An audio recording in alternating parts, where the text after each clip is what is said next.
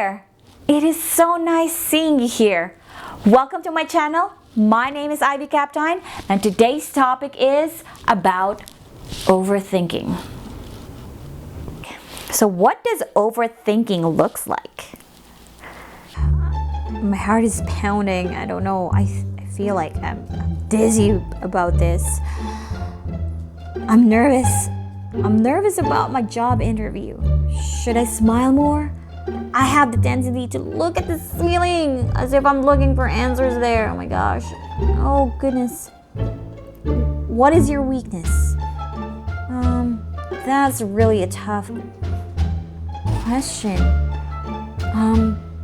Not being able to eat, so I need this job, please. Okay, maybe that sounds really desperate, but I really do need this job. It's been 3 hours since our date and he didn't text me yet or call me. What's going on? Is there something wrong with me? I really like Chad. Wait, maybe I talk too much? Maybe that turned him off? Maybe I'm such a chatterbox? Or maybe I said too little that I bore him. Maybe he will not message me because he's not interested and I don't know. I don't know if I'm gonna find another guy just like him. I just know my family is going to bother me again. Why are you still single? When are you gonna get married? What are the things that you need to do in order to get a guy? Maybe ditch the lavender deodorant for once. I really thought that meeting went well. We exchanged ideas. But then I saw Myrtle giving me the eye roll. And what does she mean by that tone? Overthinking can definitely lead to self-destructive behavior because we are actually not living in the moment. We are constantly reliving the past, and we have this anxiety of what's going to happen in the future. Most of the time, the byproduct of overthinking is negative self-talk and also affects how we look at ourselves and our actions.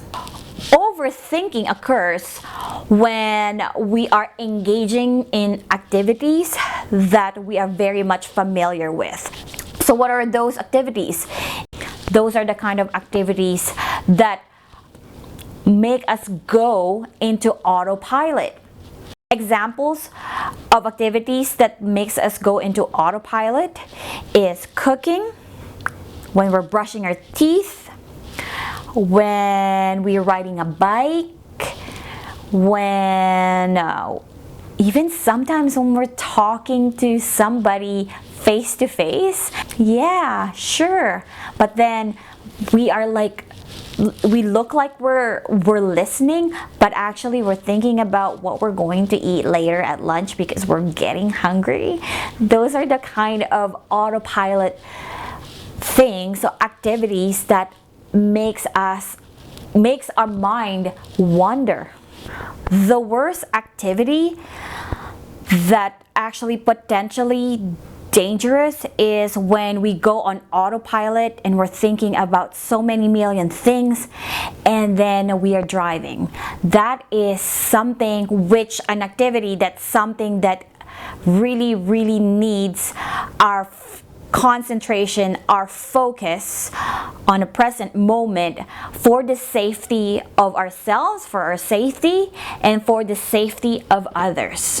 I made myself suffer needlessly, and I could have avoided so many conflicts if only I learned and understand how my overthinking actually overrides everything, most of everything that I do. So I came to realize that I needed help.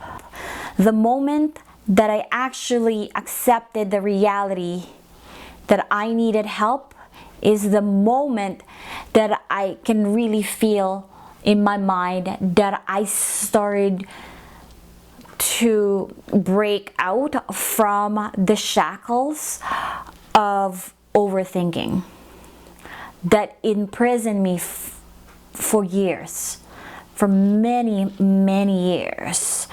So I sought help, and along the way I was looking for things. I was looking for books that actually can help me, something to inspire me. So it's really a constant state of mind, so that conscious effort to actually every day remind myself not to overthink. And one of the good things that actually I discovered is this book, and it's called Uncovering Happiness, and it's by Elisha Goldstein. And this book is really the one that actually saved me from overthinking. It actually talks about a lot of really, really good things about knowledge about how our brain actually works. I wasn't compensated or sponsored to show you this book in my channel. I certainly wanted to show you this one because I do believe that it really helped me and saved me from my overthinking, and it is just appropriate.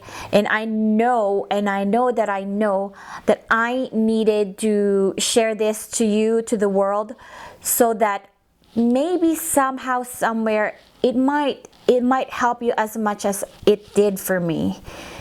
The amazing discovery that I got from this book, the wisdom that I got from this book, that I can tell you, is that it boils down to this: you, my friend, are not your thoughts. You are not your thoughts. Especially the bad ones, especially the ones that are telling you that you're this, you're that, you're not good enough, you're not beautiful enough. That's not true. Always examine that within yourselves. What we think is not always true. You are not your thoughts. Let me repeat that again. You are not your thoughts. You are much, much more than that. Our brain processes 60,000 to 80,000 thoughts a day. And sadly, the ones that are like a moth that sticks in the web of our mind is actually the ones that threatens our safe space or the peace that we have. Those are the one that just sticks to our mind. And if you're an overthinker like me, you know what it's like.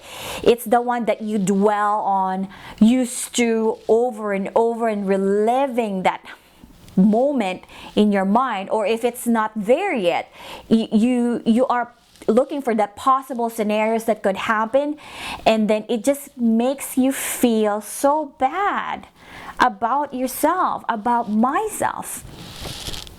What I found really, really interesting about this book is the really huge connection between our thoughts, our emotions, our sensations, and then it becomes behavior. And that's where it comes from. Like how we literally, there's a cycle of self-destructive thoughts in our minds. And not only me, but a lot of people. Like, no one is actually immune to this. This book also talks about, you know what it is when I tell you, it is those voices in our heads. Not just any voices, the voices that are automatically coming to our minds that are uninvited.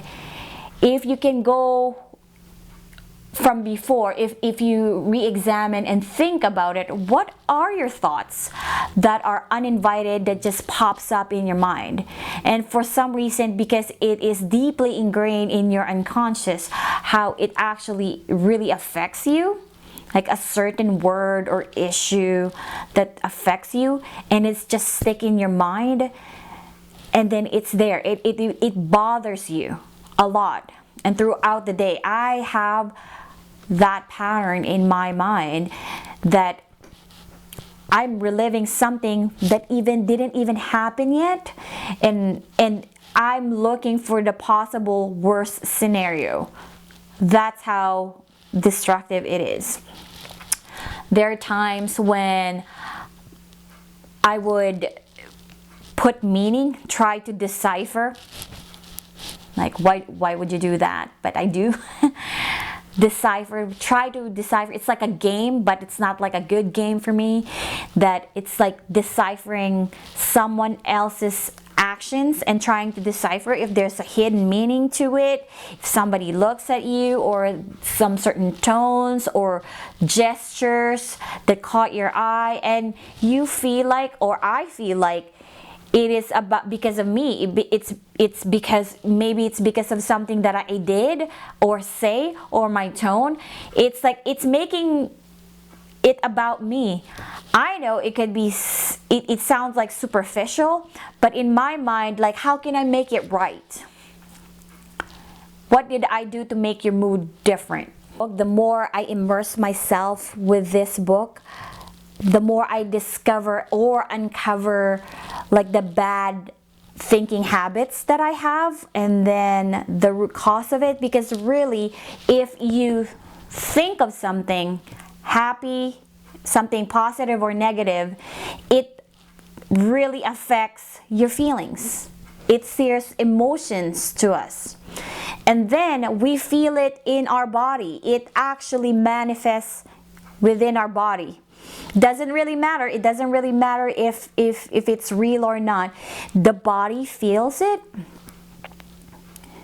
Like you feel teary, you feel mad, you feel rage, you feel annoyed, and then you feel that sensation in our body. So we feel that sensation in our body, and it's the tightness of the chest, or that knot in our stomach. However a person acts, it's really not about us. It's not about me. It's not about you. It's really the projection of what they're thinking. If they're grumpy about something, most probably is they encountered something in their day that to me is freedom. The book talks about the root cause of the problem. It's really like, in my mind, it's kind of like a huge closet. The more that I learn from the book about my thinking habits and patterns and the mind traps, the more it actually opens up. Like I'm going inside that huge dark closet and find what is going on, what is the wrong thing that I was doing. What I realize is that we have the power to examine our thoughts. We have the choice. We just needed to be conscious about it to actually examine our thoughts.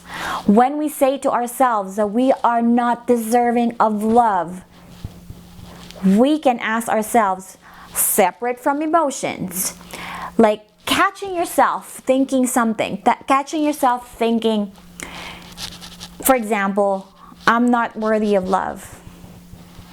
And then stop right there and pause. And then ask yourself, before emotion comes through, ask yourself, is that absolutely true? If I'm going to be honest, is that true? Is that the absolute truth that I'm not worthy of love? Slowly ask yourself more questions about it, and then you will uncover that it's actually those voices again, saying things to you that are not serving you well. Remember, everything that goes in our mind, will be the projection of our reality. If we think so lowly of ourselves, no one is going to live our lives for us. You only have you. And you live in the body that you're in. So it's only safe to say, if we can be so good, if we can treat others so nice and so kind, why can't we treat ourselves the same treatment that we wanted or what we're giving to others? I truly believe that when you seek, you will find.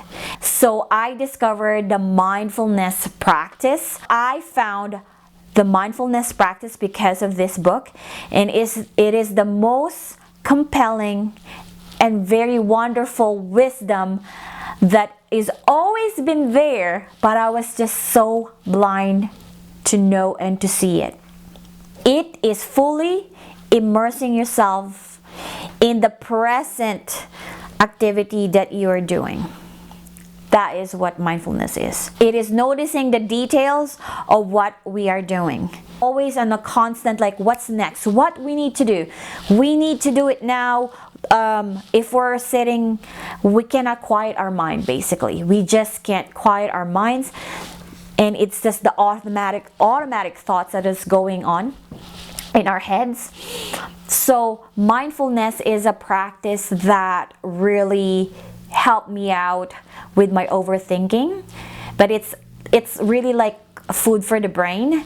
I have to constantly and consciously, intentionally find it and then do it and then practice it, because the mind really tends to go on autopilot. So it's just really bringing your thoughts back to what you're doing.